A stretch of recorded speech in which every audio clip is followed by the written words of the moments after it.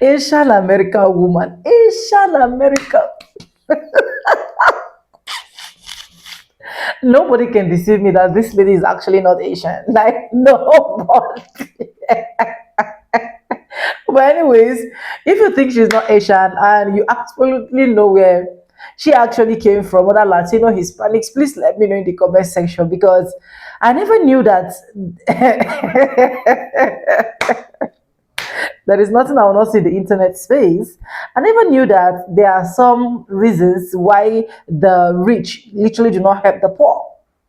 Why is it that these white folks, whenever they lack what to do, they will just come out? Because this person I'm seeing, I'm sorry to say it if I'm roughing on people's shoulder, maybe you've seen this video somewhere else, I don't know. But this person I'm seeing is literally not, she is actually absolutely not looking rich to me.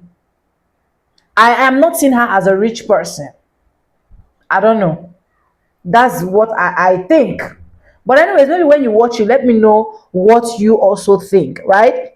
My name is Sonia. Subscribe, like, comment, and share. Credit belongs to the original creator of every single clips and stitches you have in our today's episode. If you haven't subscribed, what are you waiting for? Subscribe. And I want to say thank you to everyone supporting, super chatting, super thanks. I really appreciate it. I do not take you guys for granted. With that being said, let's watch this new update and I'll be back with commentaries.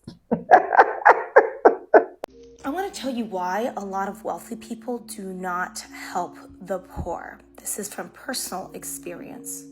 Let me start by telling you how what you're describing shows your mindset is not very different from the people that you're trying to demonize. When I bought a 2-family and a single-family home in Baltimore, because as a self-made person, I only have so much money to invest, and those were areas that had cheap enough homes that I could invest. You bought into a poor area because it was the only place you could afford. Listen to your own language. I only had so much money. The homes were cheap enough that I could invest. It took me 6 months to get tenants because the average credit score in that area was sub 500. So you targeted a poor area because it was cheap and acted confused when the people living there had bad credit? Finally, we got tenants after a long time of waiting and waiting. And by the way, I'm carrying the costs of the home the whole time. So my mortgages aren't being covered. Nothing's being covered. The taxes I'm paying for all of them, waiting and waiting and waiting and waiting for a decent tenant to come across. Then I had no choice because I was literally running out of money that like a good enough candidate would do. So I took on a couple tenants to survive that weren't great, but like beggars can't be choosers. That's the mindset of the poor. Poor people don't choose based on desire, they choose based on survival. Wealthy people don't invest where they can afford, they invest where the risk is low and the system is tilted in their favor. You bought into a high-risk neighborhood with low reserves and hoped it would flip. You didn't step in like a wealthy benefactor. You stepped in like someone stretching limited resources and praying that your math worked. Immediately the first month, 2 out of 3 tenants did not pay rent. So I had to go eviction process. I've never done an eviction before. I had to go to the courthouse. And then at the courthouse, I met a lady, and she was one of my most close confidants and support systems in Baltimore. I met her at the courthouse, and she was like, hey, honey, you're filling out the form wrong. Let me help you. And I'm like, can you please help me? And she helped me do the evictions. And the game is so easy in Baltimore that all you got to do is keep pushing the buck down the line. Every time the sheriff comes, which is like a month and a half after the eviction takes place, because it takes time to get through the court system, all the tenants do, they pay the sheriff leaves, and they get the house for another 6 weeks. So this is a game that they play. And I learned this all firsthand. So you became a landlord without understanding tenant law, without knowing the eviction process, without having a strategy for non-payment. You bought into a city with strong tenant protections and then got mad that the protections protected the tenants. Nobody gamed you, sugar. You just didn't understand the arena that you walked into. Meanwhile, I'm almost bankrupt. I'm literally being bankrupted. And then finally, when the evictions finally work and the people finally leave, lo and behold, there's $2,000 to $4,000 worth of damage. Like I tried. I had one good tenant out of probably like 6 or 7. All of them at some point or the other just like stop paying the rent. It was the last thing on the priority list. Other people just fully ignore you, or they're just rude and mean. And they threaten you as well. All with the, the voice in their chest. Full loudness, with all the entitlement you could possibly imagine. You admit you went into real estate undercapitalized, underprepared, and underfunded. Any seasoned investor will tell you if you can't afford 6 to 12 months of vacancy, repairs, and tenant issues, you ain't ready to be a landlord. You had no reserve, no cushion, no risk plan, just hope. That's not the way the wealthy think. That's survival logic. You entered the game with poor margins. You then blamed the poor for your poor planning. You gambled on unstable tenants and then turned it into a morality play about being victimized. I had to start a business just to recover from the financial losses that these tenants caused me. So this is why I stopped investing in poor areas. I was just like, I give up. I'm not going to be anyone's savior. I'm not going to come and provide housing. I'm not going to be your punching bag anymore. I'm done. I'm just all set. And this is why a lot of rich people don't try to help people that are a have-not, because they're the one that ends up getting screwed.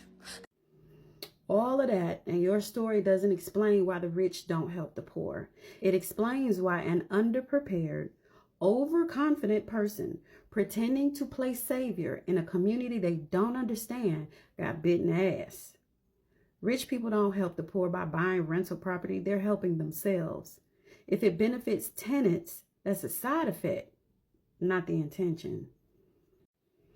And your story doesn't prove that the poor are ungrateful. It proves that you aren't wealthy, you weren't prepared, and you weren't honest about your motives. And before I close out, here's the part that you really miss. You judge poor people for their behavior, but you never stop to recognize that the same psychology drove your actions. People in poverty behave the way they do because their fight or flight system is constantly activated.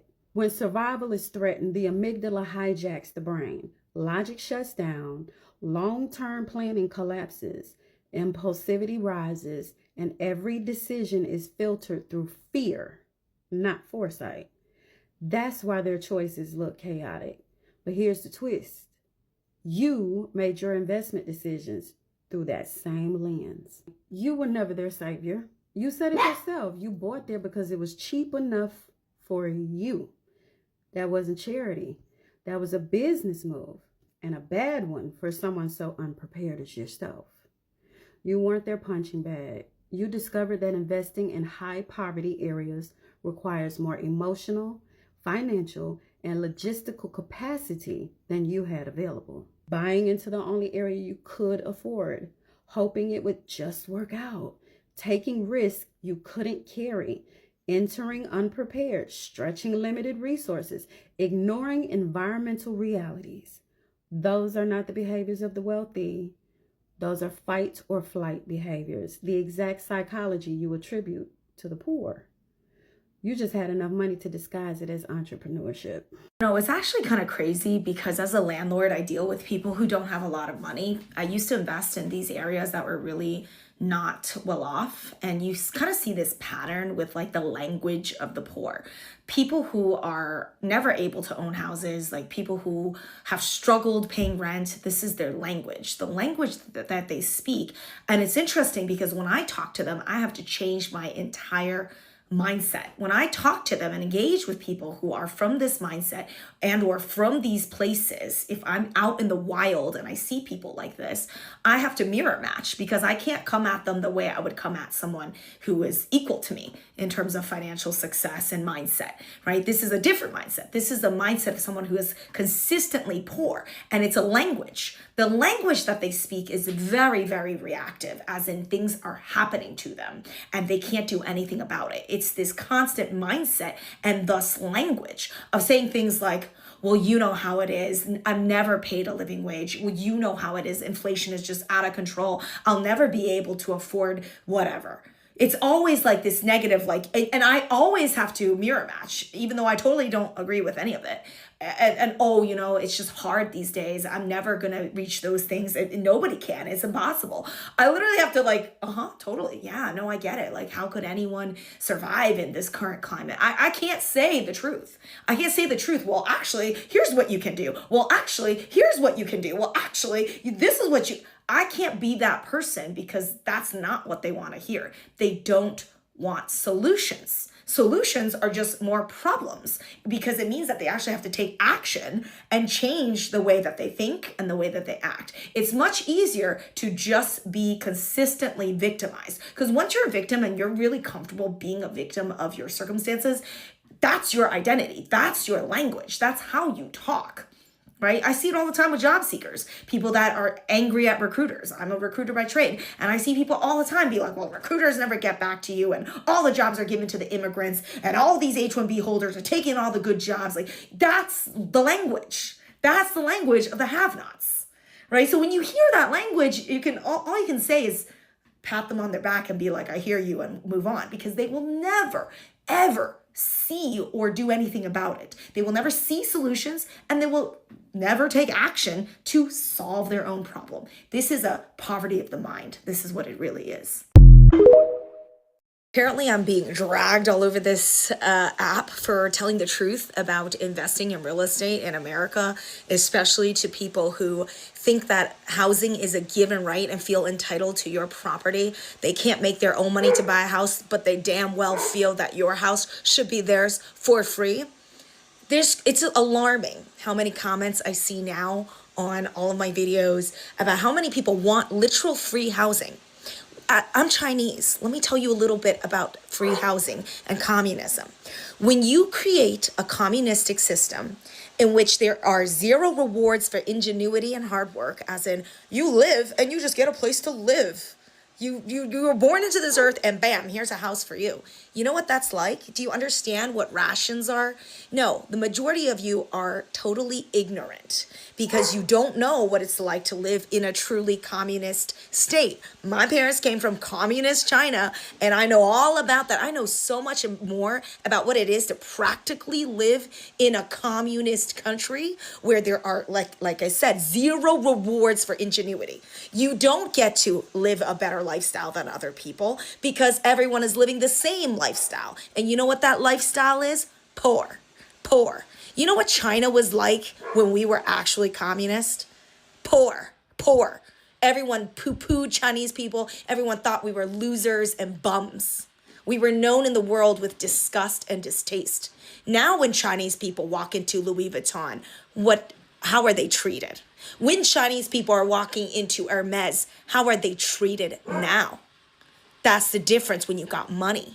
Money doesn't come from communism. In the 90s, China adopted capitalism. Deng Xiaoping, the famous, I don't care what cat catches the rat, whether it's black or white, as long as it catches the rat, I don't care. So what happened with China? 400 million people lifted into middle class, millions and millions and millions of millionaires created. And now China is one of the most powerful countries in the world. Why? Because rewards started been doling out for ingenuity and hard work. That's the same opportunity we have in America every single day. And now more than ever, Americans are so disillusioned and so freaking, I will say the L word, lazy and entitled that they just want free shit all day long. And guess whose tax dollars are paying for all of that? That's right. The immigrants and children of immigrants. We are contributing to your lifestyle. Isn't it ironic? And now they want communism. It's crazy. Maybe I should move back to China. This lady is using her platform as a sounding board to therapize her wounds from living in poverty. So I had ran across this lady's content maybe a week before I made my breakdown video about her mindset. I ran across her content and she was talking about the language of the poor. And I agreed with what she was saying in her video, and I even commented on her video saying that I'm learning to change my language because there is a language of the poor, just like there is a language of the educated and the uneducated and every different environment speaks a different language, right? The example, the language of the poor is, it's always something. Stop saying that shit, okay? So I agree with her, right? Then a few days later, scrolling through my FYP, and this video come up with her talking about, let me tell you why the rich doesn't help the poor. So I said, oh, she finna put me on. Let me learn something. And I listened to the video and I'm like, is she serious? She can't be serious. So I go to her page and I'm scrolling through, and she conveniently has the titles to her videos on there. So I don't have to read, I don't have to watch them, but I can see the poor, the poor, the poor, the poor, the poor. And I'm like, let me check her. So I make my video and it starts to blow up a little bit.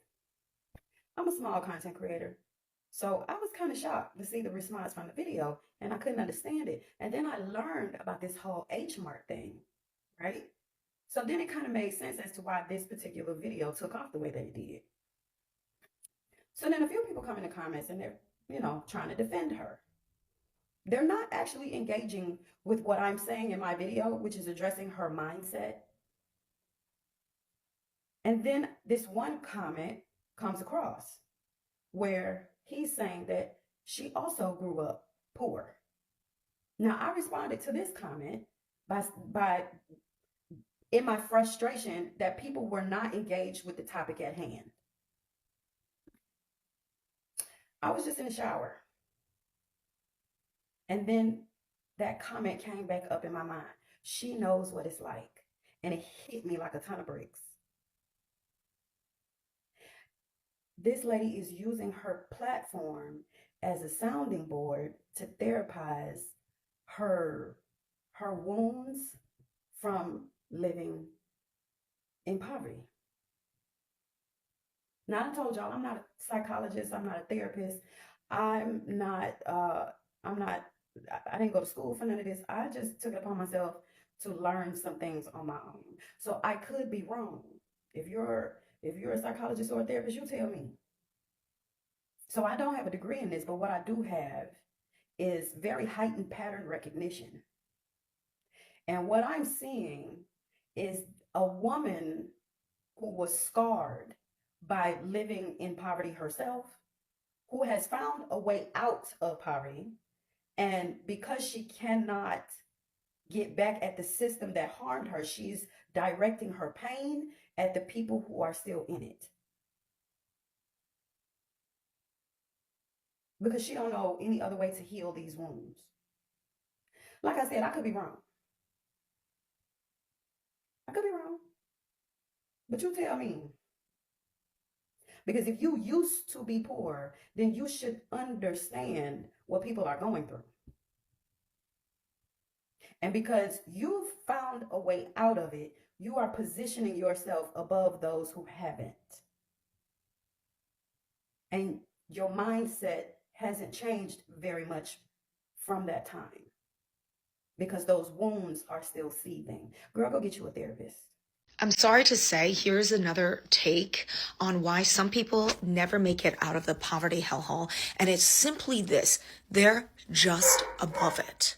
They're above it. If you ask them to work an extra job, they're above it. If you ask them to downgrade their lifestyle, they're above it. No way am I going to wear those nasty old shoes from the thrift store. No way. They've got to be brand new because I got a reputation to uphold. You will notice that the poorest people have the strongest pride, because I don't know, there's some sort of cognitive dissonance around having to earn your way to success versus just trying to act successful in front of other people by displaying that you are worth it. It's a real sad sign of insecurity, right? Where somebody is genuinely net worth poor, but you'll look on their body, they're actually wearing better clothes than I am. I'm wearing cheaper clothes than they are wearing because they're above it. They would never stoop to my level to get roommates. They're above it. They would never work a grindy $90 hours a week job. They're above it. They're never going to wake up at 5 a.m. in the morning to drive to Philadelphia to meet a client and then another client and another client and then come back to New York City at 10 p.m.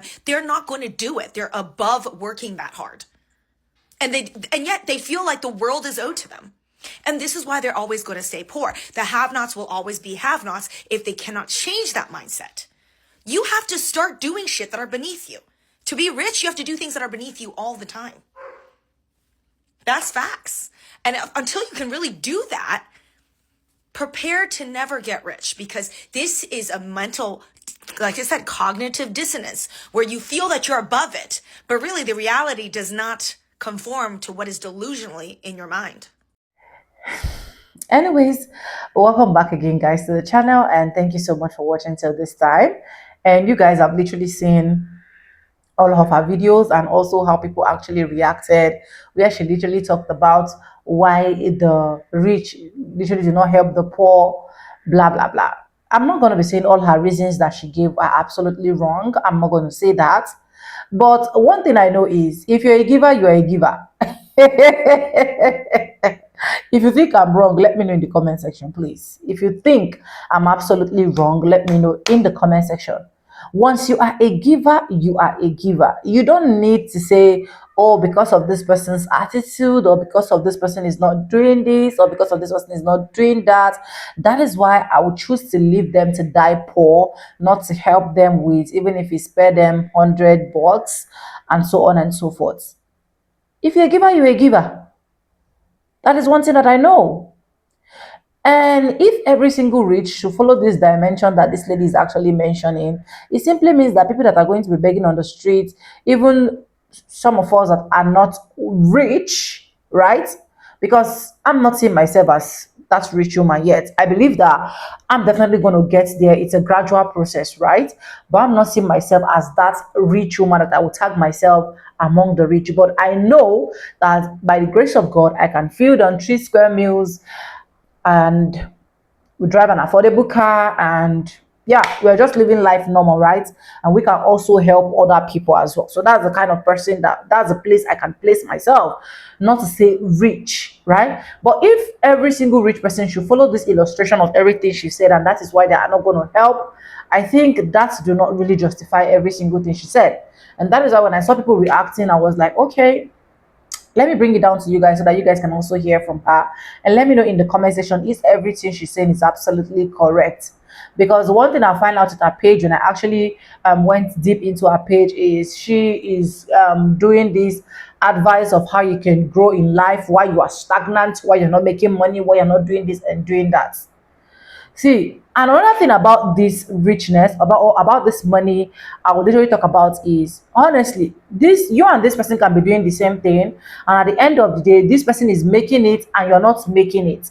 So I feel like it is grace. It is grace. Yes, I know for a fact that some people are naturally lazy, that no matter how you try to push them, no matter how you try to show them the way, no matter how you try to make them stand, they will literally not listen to you or even try to like help themselves. In fact, some people are lazy to the point that they want you to provide every single thing for them 100%. And of which that is the one that I literally do not support. But there are some people that are so hardworking. When I mean hardworking, I know my mom to be that hardworking woman. She will hawk just because she wants her children to feed. But after all the hard working and so on and so forth, we are still not all that rich. But we thank God for where we are.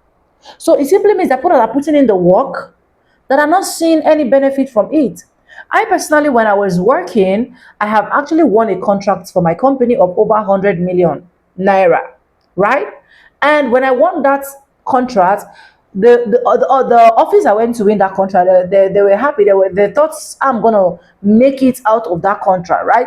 But I got to my office, my boss gave me what is less than $50 for a contract worth millions. But I put the effort. I did everything. Do you get what I'm trying to say? So a lot of people are putting effort into every single thing they are doing. They are still not healing results. So I just feel like this mindset is all about grace of God over your life. And that is why I keep advising every single person on daily basis, no matter what you're doing, put it in prayers. Me and you can be doing YouTube. You can surpass me, and I can still be making more money than you that is surpassing me with subscribers.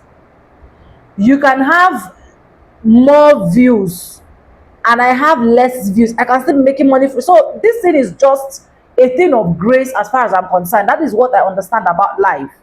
But if you're watching, please, and you feel like you don't have anything doing, I advise you to go and have something doing so that this kind of people will not tag you as the people that always want to get something but do not really want to work out for it. I don't know if I made sense. Just let me know if you watched to this point, because that is how I see it to be. And that is why I said I should also contribute my own quarter to it, right?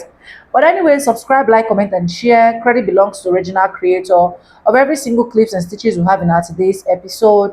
And guys, with that being said, with no further ado, I do like I always say in my videos, I'm going to be simple and I'll see you guys in my next one. For now, bye, and let me know what you think in the comment section. I'll see you guys. Bye for now. I love you guys. Mwah.